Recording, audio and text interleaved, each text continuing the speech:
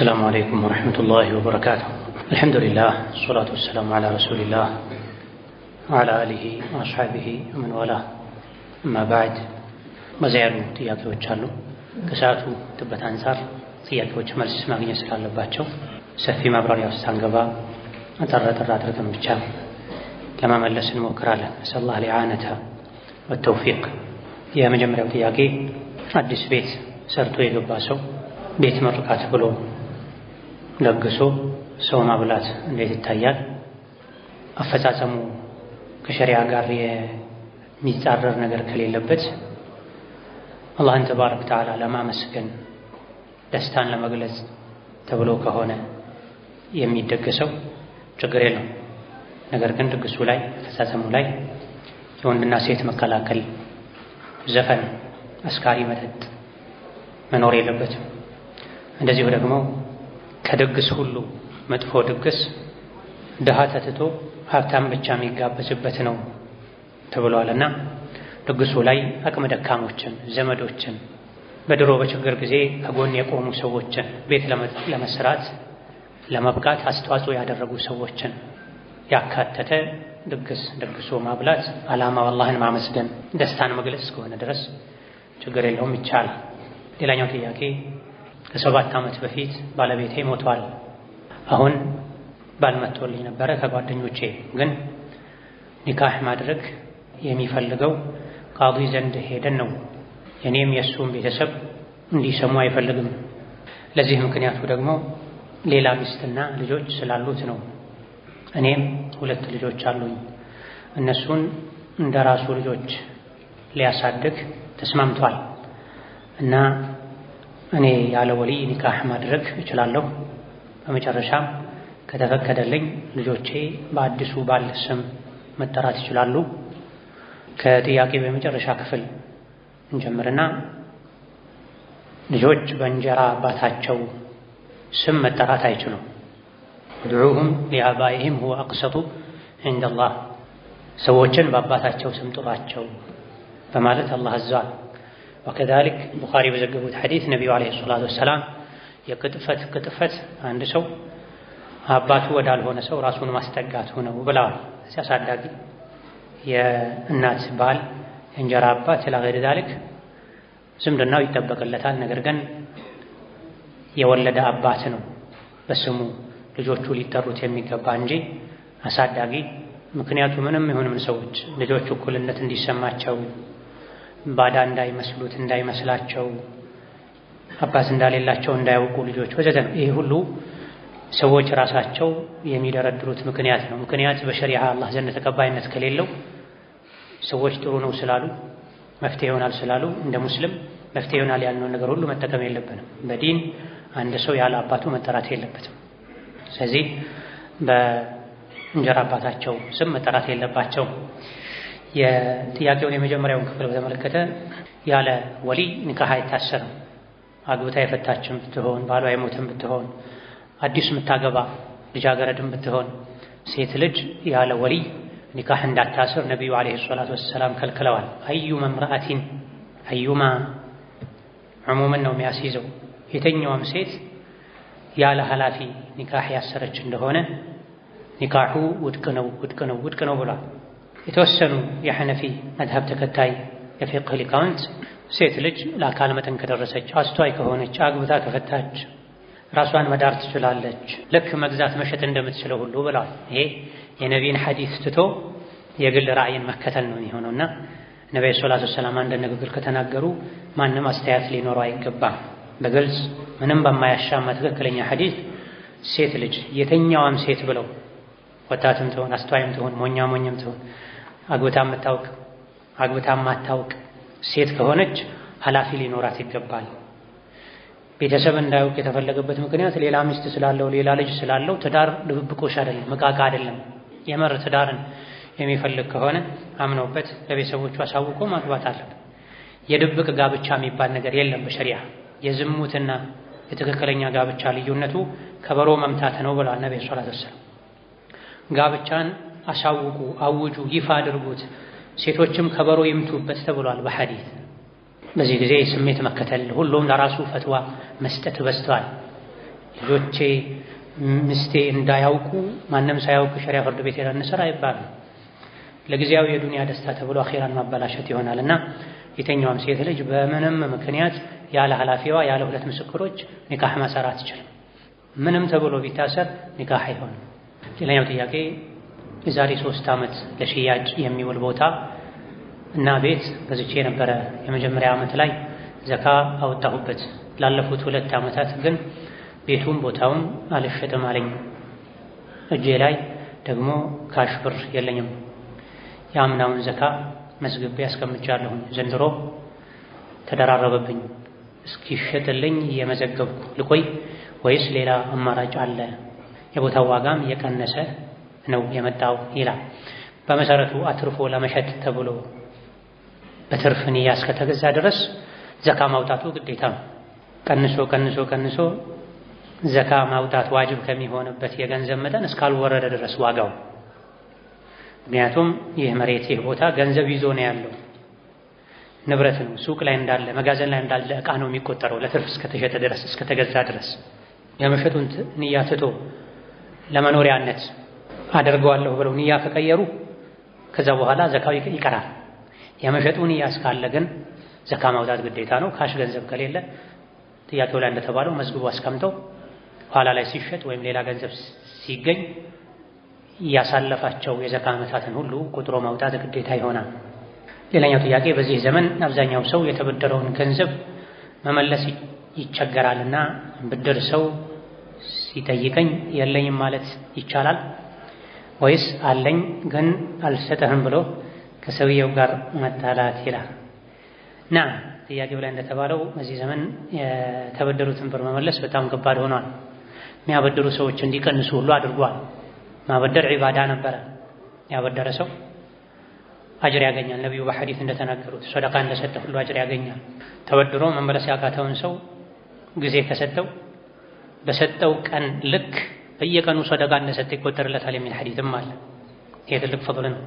ከመሆኑም ጋር የብዙ ተበዳሪዎች ጸባይ መበላሸት ወይም ጥንቃቄ መጉደል መልካም ብድርን የሚያበድሩ ሰዎች ቁጥር እያነሰ ነው እንዲመጣ አድርጎታልና መጠንቀቅ ያስፈልጋል። ጥያቄውን በተመለከተ ሁለቱም አስቸጋሪ ነው። ነገር ግን እንደ ማምለጫ መንገድ ለጊዜው ማበደር የምችለው ገንዘብ የለኝም ማለትም ይቻላል። የለኝም ሲባል ሙሉ በሙሉ ገንዘብ የለኝም ማለት ነው። አልሰጠህም ማለት ደግሞ ከሰው ጋር በትክክልም መጣላት። ችግር ያለበት ሰው ከሆነ አዎ ስለማትመለስልኝ አልሰጥም፣ ይሄ ጀግንነት ነው፣ ወንድነት ነው፣ ሸሪዓም ይፈቅዳል። ገንዘብህን ዝም ብለህ የትም ዝራ አይልም እስላም። ችግር እንዳለበት በግል የሚታወቅ ከሆነ የሚያጠራጥር ሰው ከሆነ ለጊዜው ማበደረው ገንዘብ የለኝም፣ አንተ ጋር ሄዶ የቆየውን ያክል ጊዜ እንዲቆይ የምፈልገው ገንዘብ የለም፣ እንዲመለስ የምፈልገው ገንዘብ ነው የለም፣ ሁኔታ ደግሞ እንደማትመለስ አይነት ሰው ነህ ማለት ይቻላል። እንደ አይነቱ አጋጣሚ ላይ ከውሸት ሸሽቶ ማምለጫ መንገዶችን ግልጽ ውሸት ያልሆኑ ግለሰቡ ሲሰማቸው አንተ የፈለግከውን አይነት መልእክት የሚረዳባቸው ማዓሪዶችን መጠቀም ይቻላል። ሌላኛው ጥያቄ ዘካ በምንከፍልበት ወቅት ትንሽ ለብዙ ሰው ማድረስ ይሻላል ወይስ ለጥቂት ሰው ራስ ማስቻል የሚል። ዘካ ለ8 አይነት ሰዎች መሰጠት እንዳለበት ቁርአን ላይ ተነግሯል። ለ8 አይነት ሰዎች መሰጠት እንዳለበት ቁርአን ላይ ተነግሯል። ለ8ቱም ትንሽ ማድረስ አለብህ የሚሉ ሊቃውንት አሉ። ከ8ቱ ውስጥም ደግሞ ትንሹ ለ3 ሰው መስጠት አለብህ። ለፈቂር ለ3 ሰው በትንሹ፣ ለባለ ዕዳ ለ3 ሰው በትንሹ ወዘተ ይሏል። ይሄ በላጭ ነው ከተቻለ ማዳረሱ በላጭ ነው ከተቻለ። ነገር ግን ያለችዋ ገንዘብ በጣም ትንሽ ሆና ለሁሉም ቅምሻ ብቻ የምትሆን ከሆነ የተወሰኑ ሰዎችን ችግራቸውን በመጠኑም ቢሆን መቅረፉ የተሻለ ይሆናል። ይሄን ከማለታችንም ጋር ነገር ግን ፊት ለፊት የተሰለፉ ሰዎች ወይም ዘካ ሊሰጣቸው የሚታሰብ ሰዎች ምንም የዕለት ጉርስ የሌላቸው ከሆኑ አንዱን በደንብ ለቀናት አጥግቦ አብልቶ ሌላኛው ምንም ሳይቀምስ እንዲኖር እንዲቸገር ማድረግን የሚያስከትል ከሆነ ይሄኔ ትንሽ ማድረሱ ይሻላል። ሁሉም ትንሽ የሚወስዱት ያቺ ትንሽ ምንም አታደርግላቸው፣ ቢያገኟትም ያን ያክል ማጠቀም ማጣታቸውን ያን ያክል ማይጎዳቸው ከሆነ ለተወሰኑ ሰዎች የሆነ ቀዳዳቸው መሸፈኑ በላጭ። ይሄም አንድ ማስተዋልን አቅልን ግንዛቤን የሚጠይቅ ጉዳይ ነው። ሰዎች ዘካ ያወጣሉ። የሚያወጡት ዘካ ለሰዎች ቀዳዳ የሚሸፍን አይደለም፣ በመሰላቸው መልኩ ነው የሚያከፋፍሉትና ዘካዬን እንዴት ላከፋፍል፣ እንዴት ልስጥ፣ ለምን አይነት ሰው ልስጥ ማንበብ መጠየቅ። እውቀት ላላቸው ብቃት አቅል ላላቸው ሰዎች ሰጥቶ እነሱ እንዲያከፋፍሉ ማድረጉ የተሻለ ነው። እንዲህ አይነት ማገናዘብ ማስተዋል ጥቅም ጉዳቱን ማመዛዘን የማይችል ሰው ሲሆን። ሌላኛው ጥያቄ የዘካተል ፊጥር ጉዳይ ነው። ዘካውን በገንዘብ ማውጣት ይቻላል የሚሉ ሰዎች አሉ። ተቀባዮቹም እናንተ የምትሰጡን ዱቄት ስንሸጠው በትንሽ ነው ስለሆነ ገንዘቡን ስጡን ይላሉ። ሌላው ስንት ቀን ሲቀረው ነው መስጠት የሚቻለው? ጀዛኩሙላሁ ኸይር የሚል ጥያቄ ነው ይላሉ ነው እዚህ ጋር የተባለው። ማን ናቸው የሚሉት?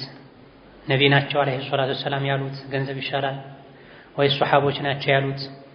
ነቢዩ አለይሂ ሰላቱ ወሰላም የአብዱላህ ብን ዑመር ሐዲስ ላይ ዘካተል ፊጥርን ከእህል አውጡ ብለው አዘዋል። ፈረደ ረሱሉላህ ሰለላሁ ዐለይሂ ወሰለም ዘካተል ፊጥሪ ሷዐን ሚን ተምሪን፣ የአላህ መልእክተኛ ዘካተል ፊጥርን አንድ ሷዕ ቴምር ወይም ስንዴ ወይም ገብስ ወይም ብለው የእህል አይነቶችን ዘርዝረዋል።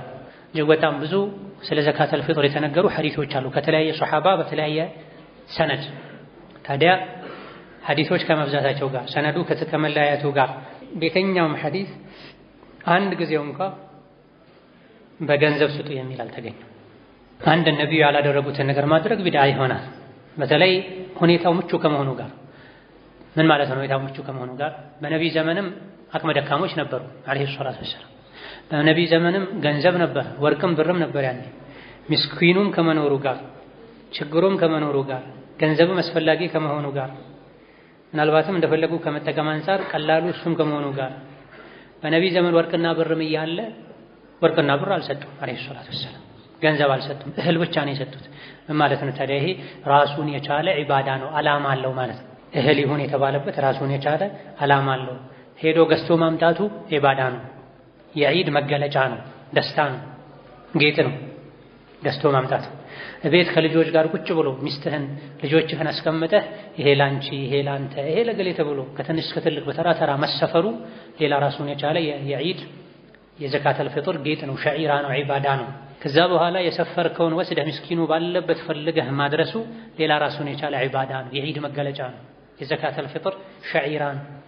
ከኪስህ ገንዘብ አውጥተህ ቆጥረህ ጨምደድ አድርገህ እንካ ስትለው ይሄን ሁሉ ኸይር አብሮ የሚሰራ ዒባዳን የዲን መገለጫን ረሕመትን ለዲን ትኩረት መስጠትን ያስጠፋህ ነው ያስቀረህ ነው። ስለዚህ ዘካተል ፊጥር በገንዘብ አይወጣም። አዎ ገንዘቡ ለምስኪን ይሻላል ያሉ አሉ። ከነቢ የበለጠ አያውቁ።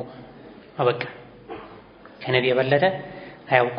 የምስኪኑንም ጥቅም ከነቢ የበለጠ አያውቁም። ለምስኪኑም ከነቢ በላይ አያዙም። ለዲኑ የሚሻለውንም ከነቢ በላይ አያውቁም። ኢማም ማሊክ፣ ኢማም ሻፊዒ፣ ኢማም አሕመድ ማሊክ እንዳሉት ነቢዩ አንድ ንግግር ከተናገሩ ሌላ ሰው ተቃራኒ ንግግር ሊናገር አይገባውም፣ መብትም የለውም ተብሏል። ስለዚህ ዘካተል ፊጥርን በተለመደው መሰረት ሀገራችን ከድሮ ጀምሮ የሚታወቀው ልጆች ራሱ ደስ ነው የሚላቸው ዘካተል ፊጥር ሲሰፈር ሲያዩ ወስደው ሲያደርሱ ለገሌላ አድርስ ለገሊት ላድርስ እያሉ ራሱን የቻለ ዒባዳ ነው። ይሄ መቀጠል አለበት። በገንዘብ መቀየሩ አይገባም። ስንት ቀን ሲቀረው ነው የሚሰጠው? በላጩ የዒድ ቀን ከሶላት በፊት መስጠት ነው በላጩ። ነገር ግን የዒድ ቀን ሰዓት ይጠበኛል እረሳለሁኝ ያለ ሰው ከዒድ ቀን ቀደም ብሎ 2 ቀን መስጠት ይቻላል። ከዒድ ቀን ቀደም ብሎ 2 ቀን መስጠት ይቻላል። ከዒድ በኋላ ግን መዘግየት የለበትም። ተራ ሰደቃ ነው የሚሆነው። የረሳ ሰው የተሳሳተ ሰው ከዒድ በኋላም ቢሆን ተውበት ከማድረግ ጋር መስጠት ይጠበቅበታል። ሌላኛው ጥያቄ የተሸጠ ዕቃ ገዢው ሙሉ ክፍያውን ከፍሎ ዕቃውን ሳይወስድ ቀረ።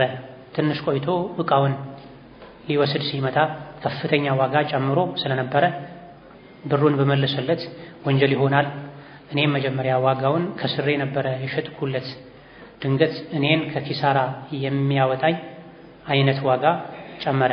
በእርግጥ ግማሹን ወስደዋል፣ የቀረው ግማሹ ነው። ጀዛከላህ ይላል። በሱ ፈቃድ ካልሆነ በስተቀር አይቻልም። እሱ ከተስማማ እኔ ተጸጽቻለሁኝ ይቅርታ እና ፍርሰው የሽያጭ ውሉን ተብሎ ከተስማማ ይቻላል፣ አጅርም አለው። ይሄ ነቢዩ አለይሂ ሰላቱ ወሰላም 2 ሰዎች ከተገበያዩ በኋላ አንዱ ከተጸጸተ ሌላኛው ይቅርታ ስምምነቱን እና ፍርሰው ውሉን ካለ ተቀበሉ። የወገኑን የወንድሙን የሽያጭም ይሁን መሰል ውሎችን ይቅርታ የተቀበለ ያለፈ አላህ ያልፋል ይቅር ይለዋል ተብሏል። አልበይዓኒ ቢልኺያሪ ማ ለም የተፈረቃ ሻጭና ገዥ ምርጫ አላቸው በአካል እስካልተለያዩ ድረስ ተብሏል። ከዛው ከሱቅ ሳይወጣ በፊት ይቅርታ ይቅርብኝ አምጣ ብትለው ችግር የለው። እሱ ከቦታው ከራቀ ከሄደ በኋላ ያውን ግማሽ ዕቃውን ይዞ ከሄደ በኋላ ዋጋ ስለጨመረ ራስን ለመጥቀም ብሎ ሌላውን መጉዳት አይቻልም። በፈቃዱ ከሆነ ይቻላል፣ ያለ ፈቃዱ አይገባም። ብትከለከለው ራሱ ወንጀል ነው የሚሆነው፣ የሰው ሐቅ መዝረፍ ነው የሚሆነው።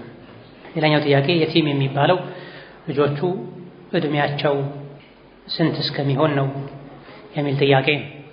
ለአካለ መጠን እስኪደርሱ ድረስ ልጆች የቲም ይባላሉ። ከየቲምነት አንፃር የቲም የሚለው ስያሜ ለአካለ መጠን እስኪደርሱ ድረስ አብሯቸው ይዘልቃል። አልኢማም አቡ ዳውድ፣ በይሐቂ ሌሎችም ዘግበው አልባኒ ሐሰን ባሉት ሐዲስ ነቢዩ ዓለይሂ ሰላቱ ወሰላም ላ ዩትመ ባዕደል ኢሕቲላም ብለዋል። ላ ዩትመ ባዕደል ኢሕቲላም ብለዋል። ለአካለ መጠን ከደረሱ የዘር ፈሳሽ ካዩ በኋላ ምሳሌ ነው። በየትኛውም ለአካለ መጠን የመድረስ ምልክቶች በአንዱ ለአካለ መጠን ከደረሰ አንድ ሰው የቲም አይባልም። ነገር ግን መንከባከቡ መርዳቱ ራሳቸውን እስኪችሉ ድረስ ይቀጥላል። 15 ዓመት ሞላቸው የቲም አይደሉም አንረዳቸውም አይባልም። ከመርዳት አንፃር መርዳቱ ራሳቸውን ችለው እስኪቋቋሙ ድረስ መርዳቱ አጅራ ነው። የበለጠ ግን የቲም የሚባሉት ድጋፍ የሚያስፈልጋቸው ለአካለ መጠን እስኪደርሱ ድረስ ራሳቸውን ችለው ቀጥ እስኪሉ ድረስ በሁለት እግራቸው እስኪቆሙ መከሰብ፣ መስራት፣ ወጪ መሸፈን እስኪችሉ ድረስ የቲም ናቸው ተብሎ ልጆች እርዳታ ቢደረግላቸው መልካም። ሌላኛው ጥያቄ ኪታብ በኦዲዮ ስቀራ አንድን ኪታብ በተከታታይ ቀርቶ መጨረስ ይሻላል ወይስ ቀን ከፋፍሎ የተለያየ ኪታቦችን መቅራት ይሻላል? እንደ ተማሪው እድሜ፣ የአእምሮ ፍጥነት፣ ብቃት ይለያያል። ሰፊ ጊዜ ካለው ሙሉ ትኩረቱን እዛ ላይ ማድረግ የሚችል ሰው ከሆነ ተቀራራቢ የሆኑ ርዕሶችን ሁለትም ሶስትም ባንዴ ቢማሩ ችግር የለውም። ተቀራራቢ የሆኑ አንዱ አንዱን የሚያሟላ ሲሆን፣ በጣም የተራራቁ ትምህርቶች ከሆኑ ሙሉ ትኩረት ስለሚፈልግ ሁለቱንም መጉዳትን ስለሚያስከትል የተራራቁ ትምህርቶችን ሁለቱን ሶስቱን ባንዴ መማሩ አይገባም። በተለይ ሹግል የሚበዛበት ሰው፣ ብዙ ኃላፊነት ያለበት ሰው ሲሆን።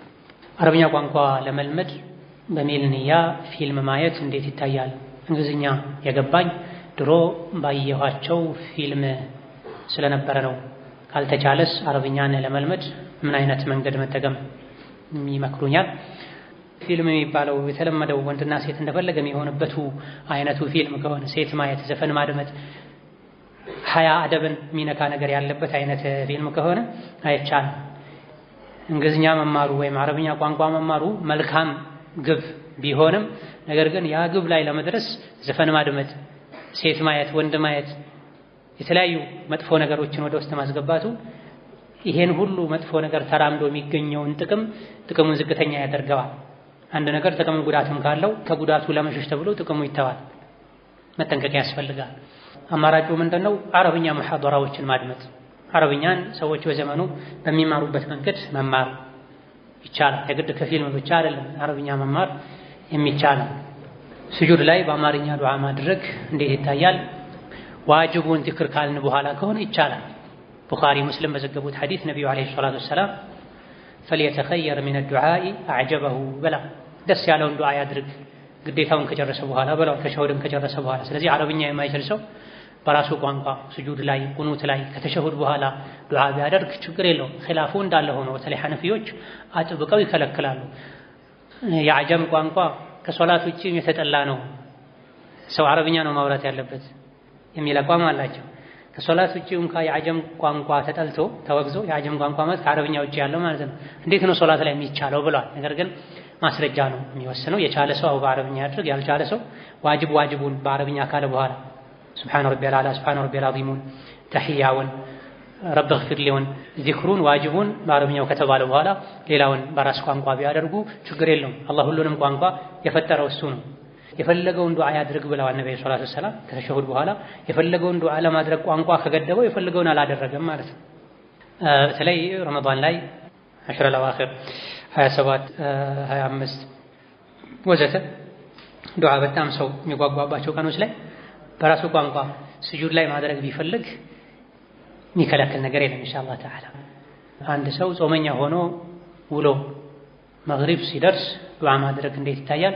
ይቻላል። እስከ መግሪብ ግን መቆየት የለበትም። ቀኑን ሙሉ ዱዓ ማድረግ የበለጠ ደግሞ መግሪብ አካባቢ ላይ ማድረጉ ስለሚደክመው ዱዓው መቅቡል እንዲሆን አስተዋጽኦ ያደርጋል።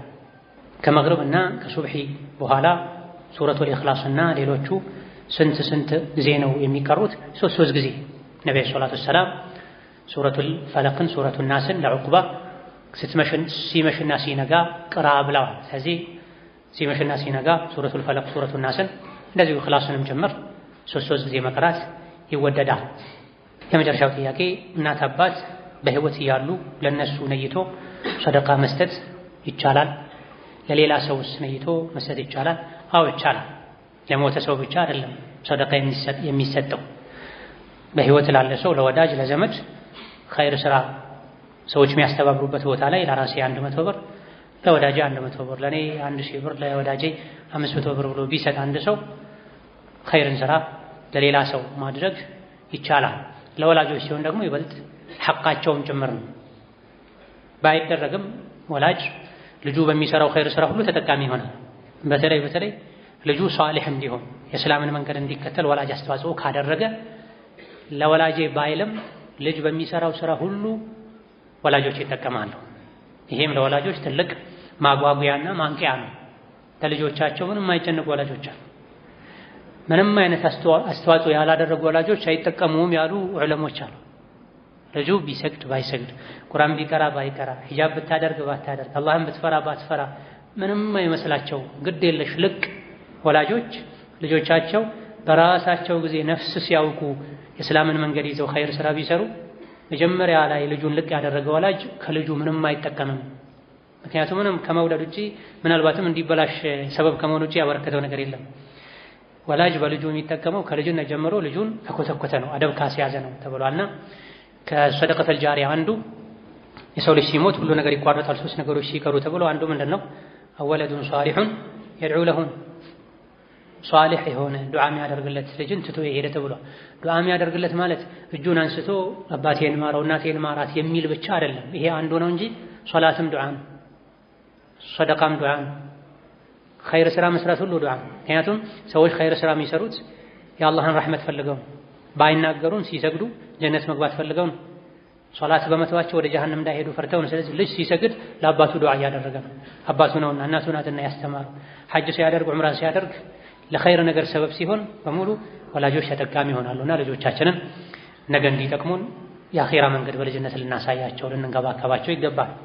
هذا والله تعالى أعلم። ለዛሬ ብቻ እናበቃለን። ብዙ የቀሩ ጥያቄዎች አሉ ኢንሻአላህ ነገ ከነገ ወዲያ የሚመለሱ ይሆናል። ሰላም አለይኩም ወራህመቱላህ